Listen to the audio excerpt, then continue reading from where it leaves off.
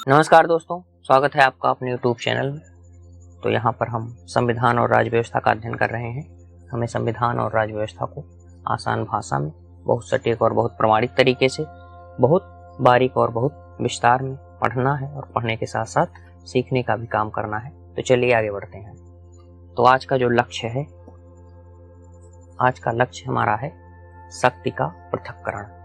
तो एक कोड कहा जाता है कि लक्ष्य न ओझल होने पाए, कदम मिलाकर चल, और सफलता तेरे चरण चूमेगी, आज नहीं तो निश्चित कल। तो हमें अपने लक्ष्य को, जो हमारा गोल है, उस पर अपना ध्यान केंद्रित रखना है और निरंतर प्रयास करना है। चलिए देखते हैं अब हम शक्ति का पृथक्करण। तो सबसे पहला प्रश्न कि शक्ति का पृथक्करण क्या है, और दूसरा प्रश्न कि शक्ति का पृथक्करण किसे कहते हैं, और इसके बाद हम एक नज़र डालेंगे भारत एवं विश्व के बारे में। भारत में क्या स्थिति है शक्ति के पृथक्करण की, और विश्व में क्या स्थिति है शक्ति के पृथक्करण की। और जो सबसे महत्वपूर्ण प्रश्न है, जिसमें बहुत से बच्चे कंफ्यूज रहते हैं और गलत तरीके से उच्चारण करते हैं, वह यह है कि शक्ति का पृथक्करण और शक्ति विभाजन एक है या अलग है। ये सबसे इम्पोर्टेंट टॉपिक है, जिसको हम वीडियो के अंत में, जब लास्ट पार्ट चलना स्टार्ट हो जाएगा, वहाँ पर हम इसको डिस्कस करेंगे। तो चलिए देखते हैं, इसलिए वीडियो को लास्ट तक जरूर देखें, क्योंकि मैं नहीं चाहता कि आप इतना महत्वपूर्ण टॉपिक मिस करें। तो चलिए अब देखते हैं शक्ति का पृथक्करण क्या है और इसके बारे में क्या क्या बातें कही जाती हैं। तो यहाँ पर लिखा गया है शक्ति का पृथक्करण। शक्ति का पृथक्करण जो लिखा गया है, इसका सबसे पहला वाक्य लिखा गया है प्रतिपादन। तो शक्ति के पृथक्करण मतलब सेपरेशन ऑफ पावर को जिसने प्रतिपादित किया था, वह एक फ्रांसीसी दार्शनिक था जिसका नाम मॉन्टेस्क्यू था। मॉन्टेस्क्यू ने शक्ति के पृथक्करण की अवधारणा को विश्व के समक्ष प्रस्तुत किया था। अब आइए इसके अर्थ के बारे में जानते हैं। तो अर्थ क्या है? कानून। कानून अगर को मैंने 3 भाग में लिया है। कानून बनाने वाली को विधायिका, जैसे कि आप जान ही रहे हैं, और कानून को लागू कराने का काम कार्यपालिका। और जब कानून सही तरीके से काम कर रहा है, अथवा कोई नागरिक, अथवा ये दोनों, ये प्लस ये सही तरीके से कानून निर्माण में और कानून को लागू करने में संविधान के अनुरूप कार्य कर रहे हैं कि नहीं, इन सब की जिम्मेदारी जिसके ऊपर होती है उसका नाम न्यायपालिका। तो कानून का उल्लंघन और मुकदमा, अगर उसने उल्लंघन किया है तो उसके ऊपर कानूनी कार्रवाई होगी, और यह जिम्मेदारी होती है न्यायपालिका की। यहाँ तक का मामला हम समझ चुके। और यही जो है 3 पार्ट में, ये क्या है, शक्तियाँ 3 पार्ट में विभाजित हैं। तो 3 पार्ट में विभाजित हैं, और यही प्रक्रिया, ये जो स्थित है, इसी स्थिति को हम शक्ति पृथक्करण के बारे में का सिद्धांत कहते हैं। इसी प्रक्रिया को शक्ति का पृथक्करण कहा जाता है। तो आइए इसको देखते हैं अब हम। तो यहाँ पर परिभाषा दी जा रही है। परिभाषा क्या है? परिभाषा है कि सरकार के विभिन्न अंगों के बीच शक्तियों का स्पष्ट बंटवारा ही शक्ति का पृथक्करण कहलाता है। सरकार के विभिन्न अंगों के बीच शक्तियों का स्पष्ट बंटवारा, शक्तियों का स्पष्ट बंटवारा, यहाँ पर गौर कीजिएगा, शक्तियों का स्पष्ट बंटवारा। तो यहाँ पर क्या हो रहा है कि स्पष्ट तौर पर विभाजित है। ऐसा नहीं कि ओवरलैपिंग है, कुछ काम तुम देख लेना, कुछ काम हम देख लेंगे, ऐसी बातें नहीं है। इन तीनों को अलग अलग श्रेणी में रखा गया है, ये काम आपका, ये काम आपका। तो यहाँ पर उसी को परिभाषा के रूप में दिया जा रहा है कि सरकार के विभिन्न अंगों के बीच शक्तियों का स्पष्ट बंटवारा ही शक्ति पृथक्करण के सिद्धांत को हमें बताता है। तो यहाँ पर जिसने इसको प्रतिपादित किया, उसने कहा कि अगर शक्ति का पृथक्करण, अब इसके लाभ के बारे में जैसा कि चर्चा की जा रही है, तो इसका लाभ ये है कि जब शक्ति का बंटवारा होगा अलग अलग श्रेणियों में, तब इससे क्या होगी कि सरकारें निरंकुश नहीं होंगी। सरकारें अनियंत्रित या निरंकुश नहीं होंगी। अगर आपको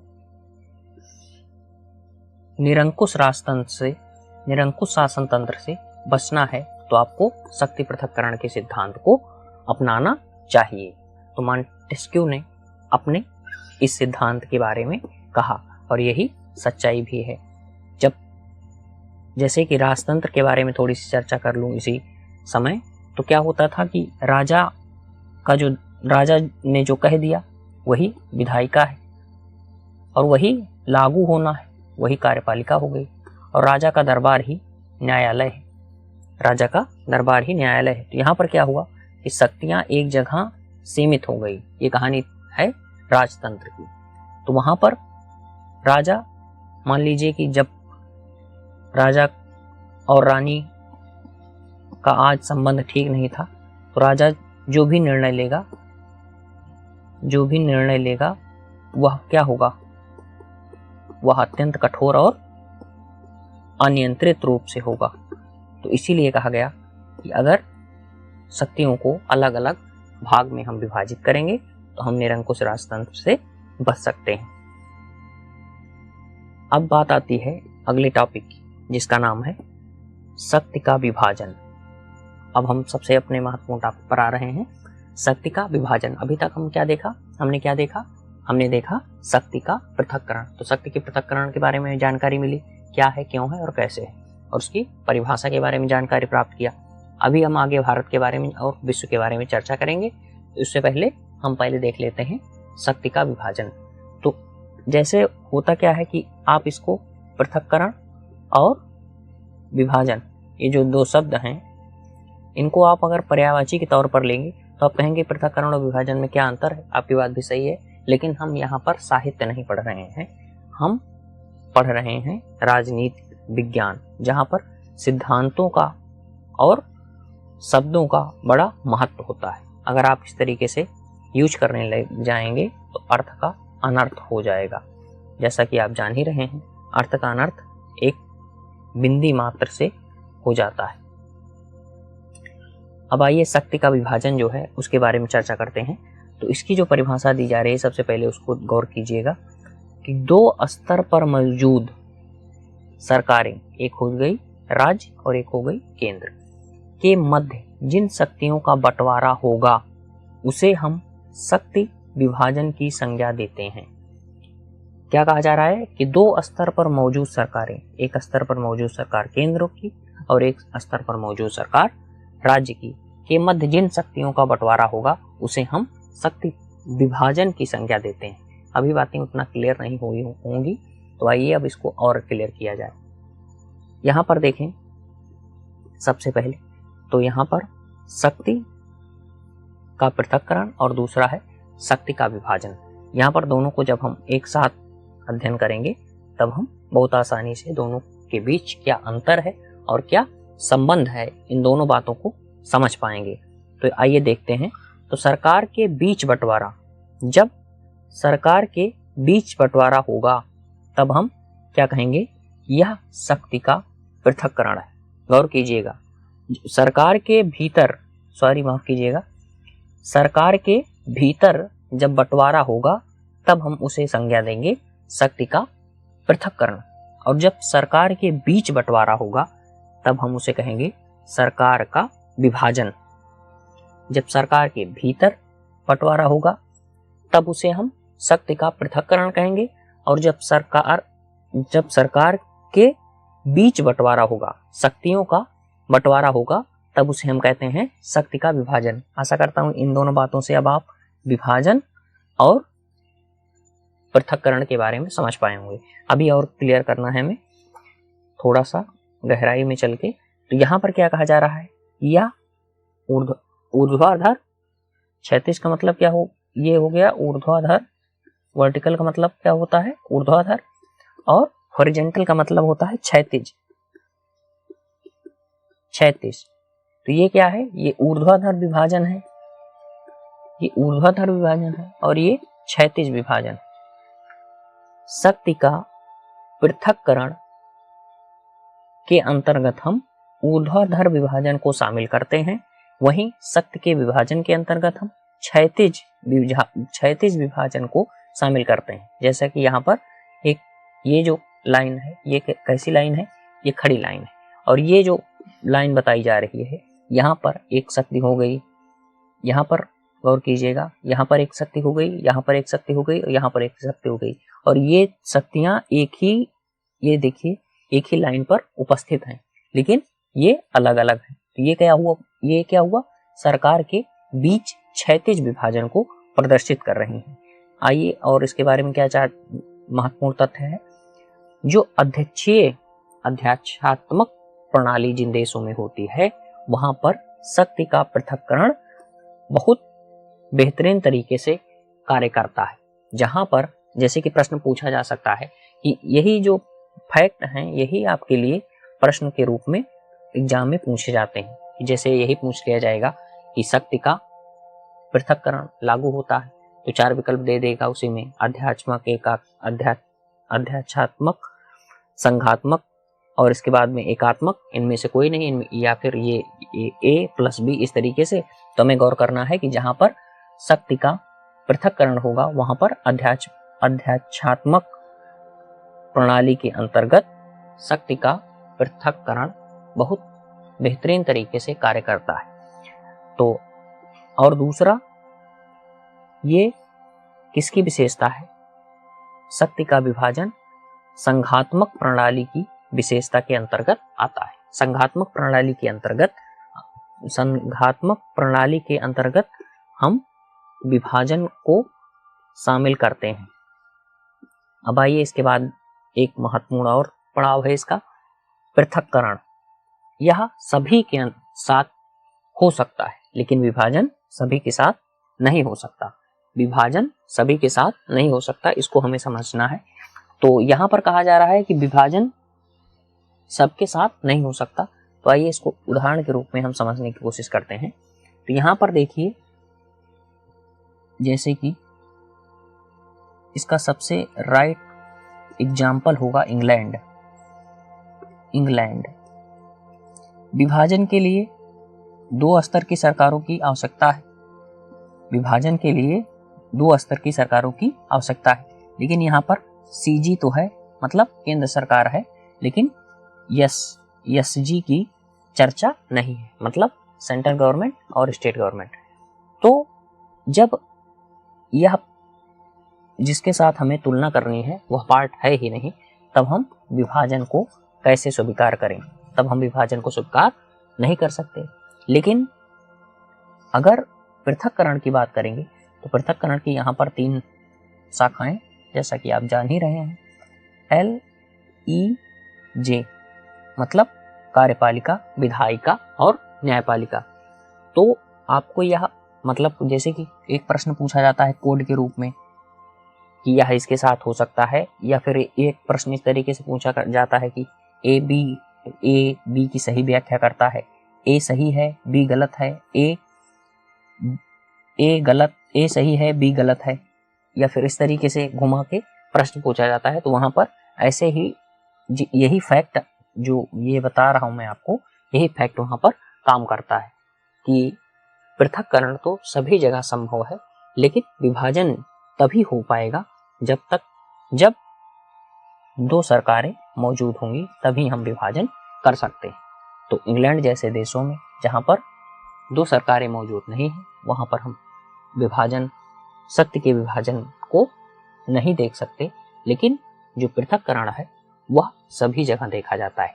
अब जैसे कि एक बात अब तुलना वाली कर ली जाए, तुलना वाले में सबसे पहला एक महत्वपूर्ण प्रश्न पूछा जाता है कि अगर ऐसा ही प्रश्न पूछ लिया जाए आपसे कि विश्व में सबसे पहले शक्ति के पृथक्करण को किसने अपने संविधान में शामिल किया था, और 4 विकल्प दे दिया जाए कि पहला हो जाए इंडिया, और दूसरा हो जाए UK, तीसरा कनाडा और चौथा USA।